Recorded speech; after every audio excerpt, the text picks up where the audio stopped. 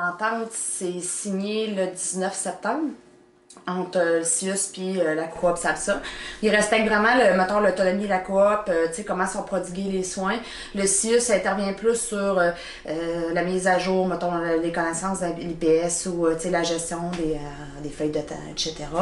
Mais c'est vraiment une entente de partenariat, un peu comme ils font avec les GMF, par exemple. J'ai pu garder aussi les deux mêmes médecins partenaires qui sont dans une autre clinique ici. Fait que ça, il n'y a pas eu d'ingérence, ça, ils ont quand même accepté. Tout est ici au mois de septembre, donc on attend encore que le poste d'IPS soit dégagé, puis le travailleur social aussi. C'est drôle parce que j'ai vu une secrétaire de direction, puis elle me disait « Mais ça n'a pas de bon sens. » Je disais « Mais ça vous surprend, vous? Demandez-vous pas pourquoi on a parti à coop, là, vous faites juste nous donner raison. Faites juste nous donner raison, là, parce que c'est... T'sais, tout est, l'argent est là, le ministère le sait, c'est dans le plan de déploiement des IPS 2016-2017. Le poste est dedans, mais tu sais, c'est comme les postes au CIUS qui ont été affichés au mois de janvier, que les gens ont appliqué, mais tu sais, les entrevues sont pas encore cédulées.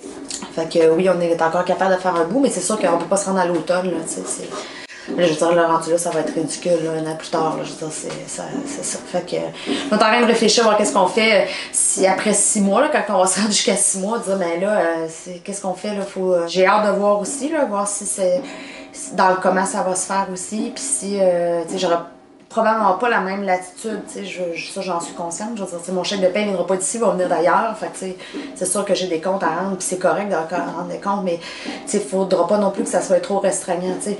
Je sais que, tu sais, on est capable d'avoir un bon débit, on est capable d'avoir un bon case load, des services de santé, mais si, puis c'est ce que j'ai dit à la DSI, c'est que moi, je veux pas être impliquée dans 12 000 comités, 25 000 réunions, puis tu sais, je veux faire de la clinique, là, fait que, tu sais, même les réunions qu'on fait des IPS ensemble, souvent, je vais juste le matin, parce que l'après-midi, c'est sans rendez-vous ici, puis si je suis pas là, il faut fermer la clinique, tu sais.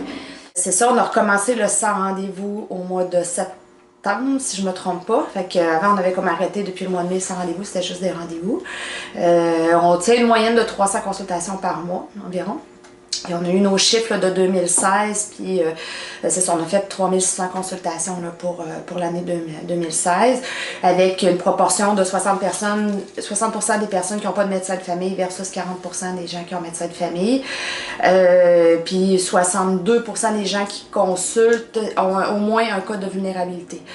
Selon la RAMQ. Puis les plus importants, ben, c'est santé mentale, toxico, puis hépatite C ou VIH. Ça compte pour entre 85 et 90% là, de ceux qui ont un cas de vulnérabilité. Fait qu'il y en a qui n'ont juste un, il y en a qui ça va jusqu'à 4 cas de vulnérabilité. Donc, c'est en gros le portrait de la clientèle qu'il y a ici. Quelques éléments qui ont été mis en place, comme le transport des prélèvements, l'achat du matériel, on le fait ici, mais bon, on a eu comme quand même une certitude que toutes les dépenses engendrées pour le matériel médical puis les frais du salaire d'IPS vont être remboursés par le CIUS là, une fois que tout va être mis en place. Ça va bien, on a repris nos activités, on déménage en bas au rez-de-chaussée pour avoir un local qui est sensiblement la même grandeur qu'ici, mais vu qu'il est au rez-de-chaussée, pour les gens à mobilité réduite, c'est plus facile.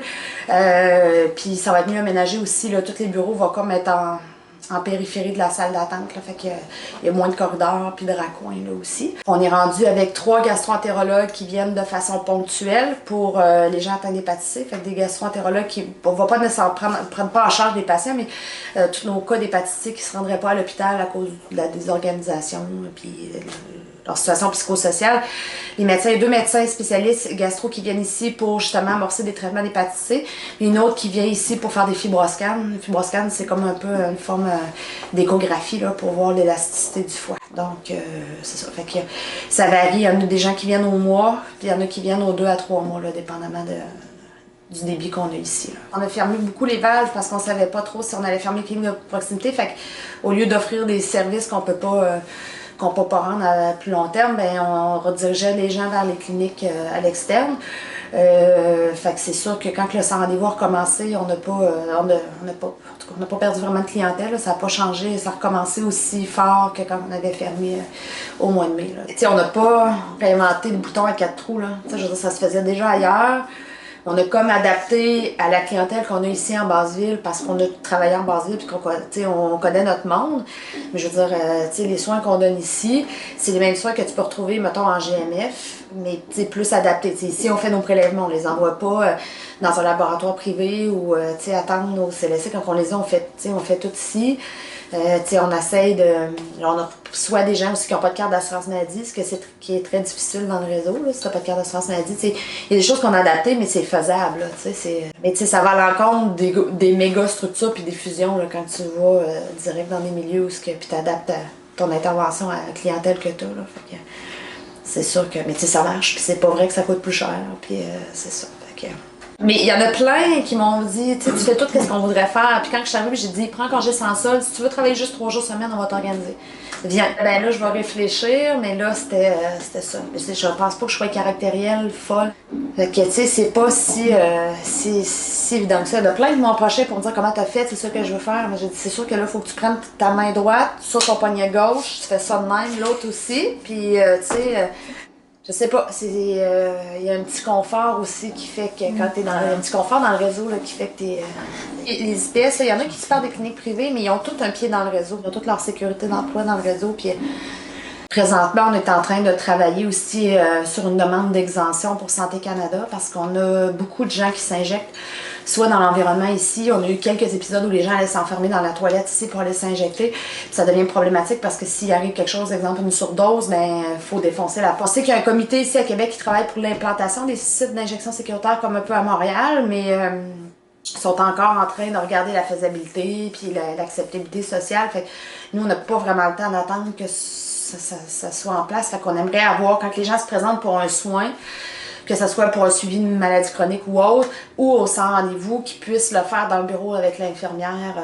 Fait qu'on veut pas nécessairement des cubicules comme on voit dans d'autres sites comme Insight, mais vraiment que ça fasse partie d'un continuum de soins. Fait que la personne qui vient se faire dépister, mais qui en même temps, on voit qu'il y a plein d'infections de la peau, de sous, qui ne sait pas s'injecter, va pouvoir s'injecter avec une infirmière sous supervision, puis pouvoir faire de l'éducation en temps opportun.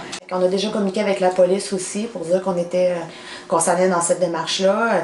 Le docteur Barrette, quand il est venu la première fois là, au mois de mai, au mois de juin, on y avait déjà dit aussi qu'on s'en allait vers ça. Fait que, puis il était d'accord. Fait que, je veux dire, le monde, on l'a pas crié dans les médias, mais je veux dire, les principaux intéressés le savent, il reste la mère à aviser, puis ça va être fait le 7 mars. Là. Fait que,